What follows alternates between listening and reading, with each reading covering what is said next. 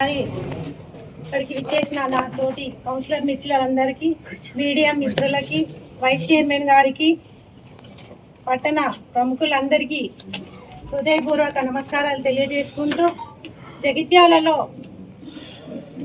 మౌలిక వసతులు సౌకర్యాలు కల్పించడంలో సంజయన్న గారి సహకారంతో ముందుండి అందరినీ కలుపుకుపోతూ జగిత్యాల పట్టణాభివృద్ధికి కృషి చేస్తానని ఈ సందర్భంగా తెలియజేసుకుంటూ, శానిటేషన్ సప్లైతో పాటు స్ట్రీట్ లైట్తో మరియు జగిత్యాల సుందరీకరణకు తోడ్పడతామని సంజయన్న గారి ఆధ్వర్యంలో ఈ పనులన్నీ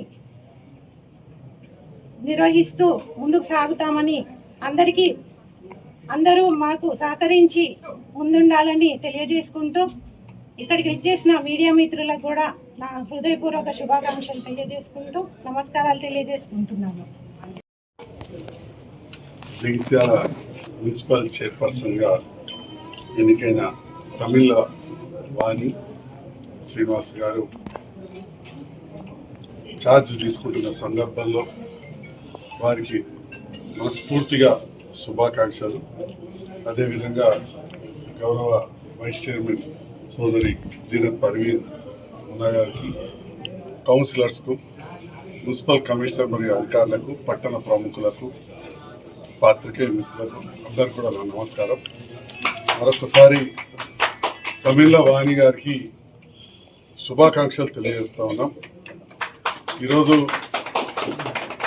జగిత్యాల మున్సిపల్ చైర్పర్సన్గా వారు పదవి బాధ్యతలు తీసుకోవడం జరుగుతూ ఉంది. అతి త్వరలోనే మున్సిపల్ జనరల్ బాడీ మీటింగ్, ఆ తర్వాత మొత్తం స్టాఫ్ తోటి కూడా మీటింగ్స్ పెట్టుకోవాలని చెప్పి నిర్ణయించినట్టు వారు చెప్పడం జరిగింది. ఆ సంతోషం.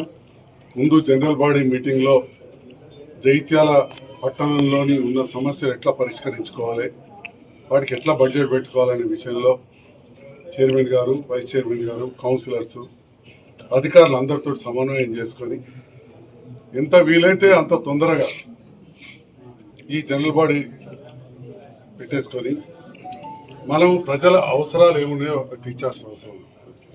ఎందుకంటే ఇది ప్రజాస్వామ్య దేశం.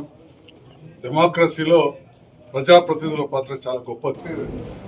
గొప్పదంటే మొత్తం మన ఏదో రాజ్యం కాదు, రాజులం కాదు.